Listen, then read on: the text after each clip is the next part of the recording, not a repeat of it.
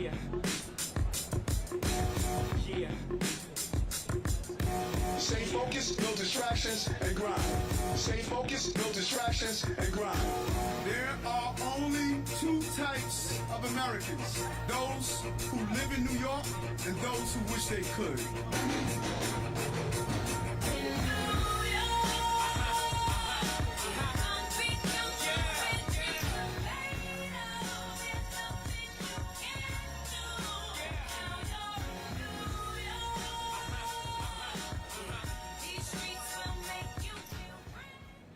Good morning, everyone.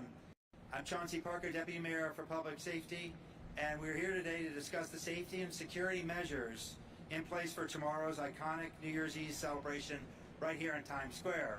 On behalf of the Mayor, we are joined today by Chief of Staff Camille Joseph Varlick, the NYPD Police Commissioner Jessica Tisch, the New York City Emergency Management Commissioner Zach Iskell, the Times Square Alliance President Tom Harris, First Deputy Commissioner of the New York City Fire Department, Mark Guerra, NYPD Deputy Commissioner for Intelligence and Counterterrorism, Rebecca Weiner, Interim Chief of Department, John Schell, and Deputy Commissioner of Operations, Kaz Daughtry. It's often said about New York City that the eyes of the world are on us, and there is no time where that is more true than New Year's Eve in Times Square in New York City.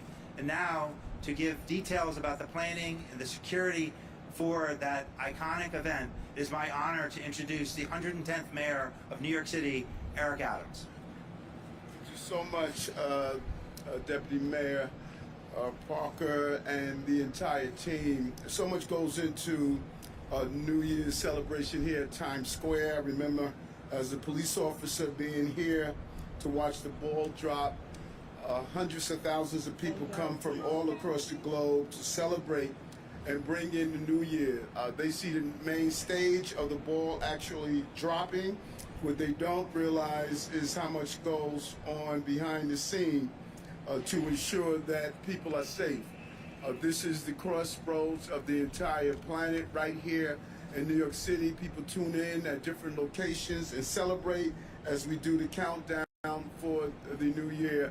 I'm really excited as we have spent so much time in preparation and to ensure that not only do we respond to any immediate threat as we saw 2 years ago, but how do we continue to keep New Yorkers and visitors safe to enjoy the New Year's.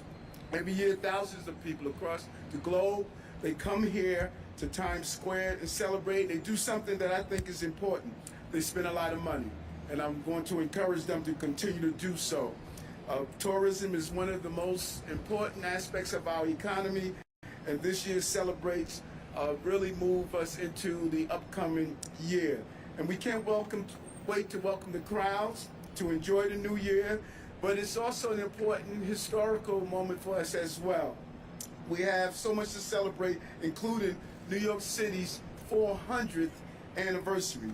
We came into office 3 years ago with a clear mission: affordability, public safety, and improving our economy. And moving into 2025, we're on course to do all of those things that we had in our plans and in our blueprint. And while thousands of people will enjoy themselves, we're going to make sure through all of our agencies involved, from OEM to FDNY to the New York City Police Department, we're going to make sure that they're safe and enjoy this city. We hit record numbers of tourism this year, second highest number of tourists in New York City's history, 65 million visitors to this city.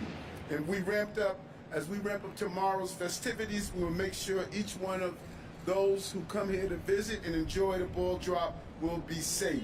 There'll be officers in uniform and out of uniform. We're going to make sure we have the omnipresence of the blue uniform, would always bring that level of security, but there are many officers that have plainclothes assignments to give the element of surprise. And it would include officers from Patrol Service Bureau, the Transit Bureau, the Intelligence and Counterintelligence Bureau, and Special Operations Division. We have plainclothes teams, K-9 teams, and officers on horsebacks and helicopters and on boats. The full complement of our police personnel will be here, and pedestrians and vehicle closures will be in effect. So please use public transportation to get to the event. Security is everyone's responsibility. So if you see something, say something, but most importantly, do something. Notify any uniformed personnel that is in the area. There are certain areas where people will be able to come into the Times Square area, so it's important. There's certain items you cannot bring into the area, so if you want quick movement, leave large backpacks, coolers, and alcohol beverages out of the area. They're strictly prohibited, and you could also find out what restrictions are in place beforehand before coming to the location. The lucky ones that are going to be up front and able to see the ball drop, dress warmly. We're expecting rain, so we're telling you to be prepared for the weather. And I just really want to thank the first responders and our partners here at the Times Square Alliance and all the volunteers that are involved. And we want everyone to have a happy and safe 2025. No better place to bring it as we celebrate the 400th year of this city's history, our birthday, New York City. Happy New Year's to you all. Thank you. Thank you, Mayor Adams. It is now my honor to introduce the Police Commissioner of the greatest police department in the world, Police Commissioner Jessica Tisch. Good morning, everyone. In about 24 hours, Times Square will begin to welcome more than 1 million visitors from around the world as we say goodbye to 2024 and usher in 2025. And of course, the women and men of the NYPD will be out here to keep everyone safe. The Times Square New Year's Eve celebration has been a tradition for 120 years now, and we take immense pride in how this historic event showcases the very best of New York City. For the NYPD, it's not just a celebration of the new year, but also a tradition of introducing our newest police officers to the job. This class of 600 plus recruits, set to graduate in just over a week, will be out here tomorrow working their first detail and taking their front row seat to the greatest show on earth. At this time, there are no specific credible threats to the Times Square New Year's Eve celebration. However, we have been operating in a heightened threat environment since October 7th, and we remain vigilant. The public can expect to see a tremendous amount of police resources deployed throughout the area and across the city. That includes members of some of our elite specialized units, including our emergency services unit, who will be strategically deployed throughout the area on rooftops, our K-9 teams who will patrol with bomb-sniffing dogs, our aviation unit who will be in the skies scanning the event and the surrounding areas with special attention to the bridges and other landmarks. And of course, our drones will be deployed overhead to monitor the crowds in real time and watch for any suspicious or unusual activity. Additionally, since everyone will be in tight quarters, we'll have dedicated pickpocket teams patrolling through Times Square. There will also be a hotel response team paying special attention to the hotels in the area. All manholes, mailboxes, vending machines, and litter baskets in the frozen zone will be either sealed or removed. And frozen safety lanes will be created around the event using blocker cars and concrete barriers. And as always, there will be plenty of security measures that you will not see. No one handles large-scale events like this better than the NYPD, but of course, we do not do it alone. The Joint Operations Center will be fully activated with all of our city, state, and federal partners. And I also want to thank the Times Square Alliance and its president, my friend Tom Harris, for the job that they do each year to prepare for this iconic event.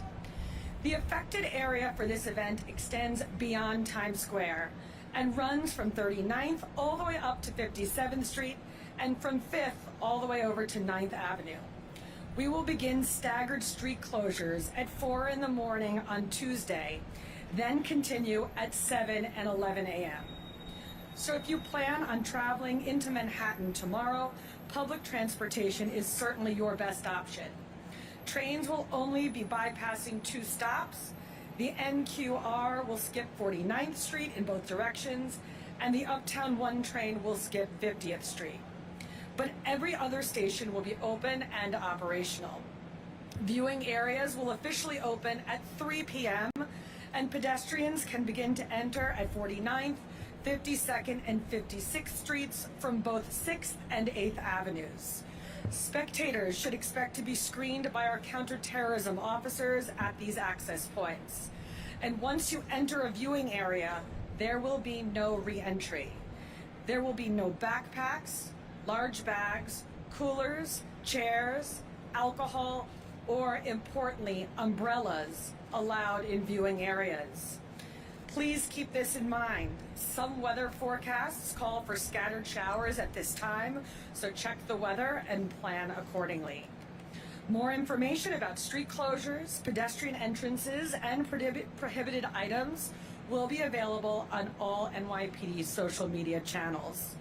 Finally, I want to remind the public of the vital role that they play. As we've seen in so many ways the past 2 months, the public is our eyes and ears.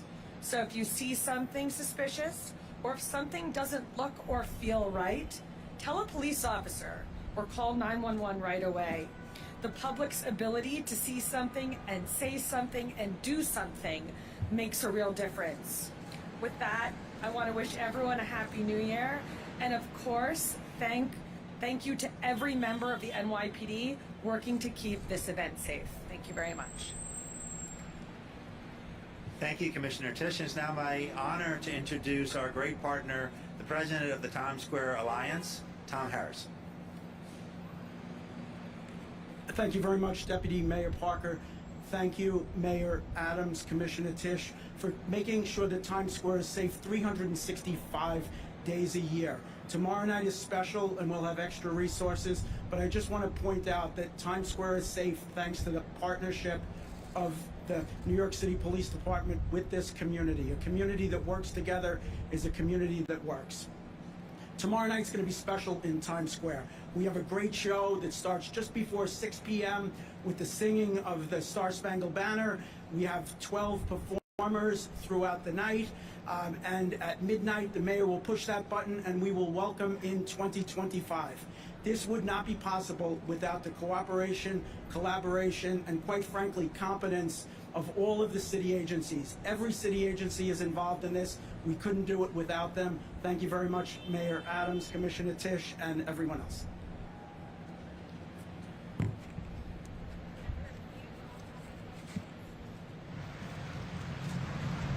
Following the terror attack in Germany on the Christmas market there, are there any extra security measures in place for Times Square?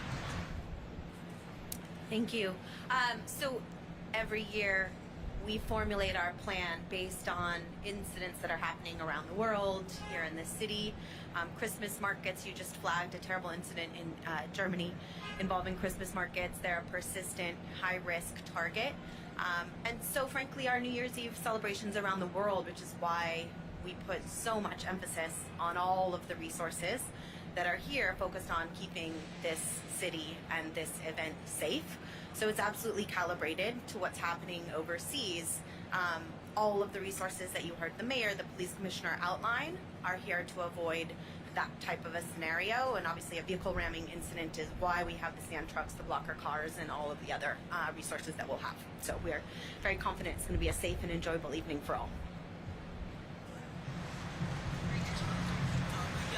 Mr. Mayor, or perhaps Commissioner Wyatt, can you explain the role of drones and if they were used last New Year's Eve? Can someone provide an assessment as to what they were used for last New Year's Eve and what was found?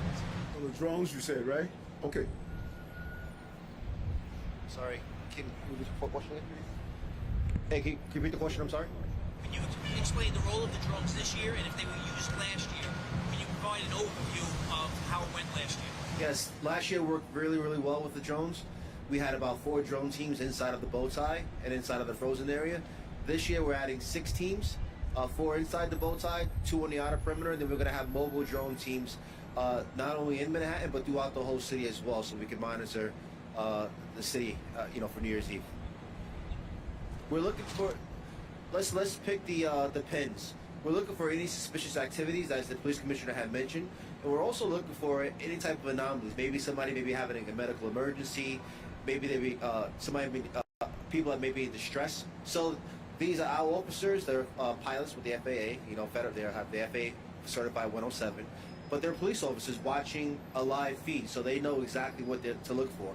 And if they spot anything or any type of anomalies they may see, they'll notify the ground units right away. I had a question about the specialized hotel units. Can you describe the depth that they've gone into to inspect the luggage and people that are coming in, how far back that goes, and just what kind of monitoring is going to be featured inside the hotels, like metal detectors, anything like that? So again, parts of the apparatus you see, parts you don't, and really important is to make sure that we put it out there all the time. If you see something, say something, do something, alert us. So part of our effort every year, and it goes months prior to the actual day of tomorrow, is making sure that when there is anomalous activity, we do the red teaming, that we realize that we're going to get feedback to us. So part of it is making sure everything is looking calm and copacetic. Another part is actually testing the system. And this is a really fundamental element of our counterterrorism program. When we go in with a red team and something anomalous is happening, and it's in a controlled way because it's our own officers doing the testing, we do get the suspicious activity reports. And then we know that people are actually heeding our call to see something, say something. And that gives us a lot of confidence that if there were an anomalous event that we weren't in control of, we would be getting those early trigger warnings so that we can go in and then respond. So it's something that we do every year. It takes months and months, a lot of preparation, and it has real dividends, not just on New Year's Eve, but every day around the year.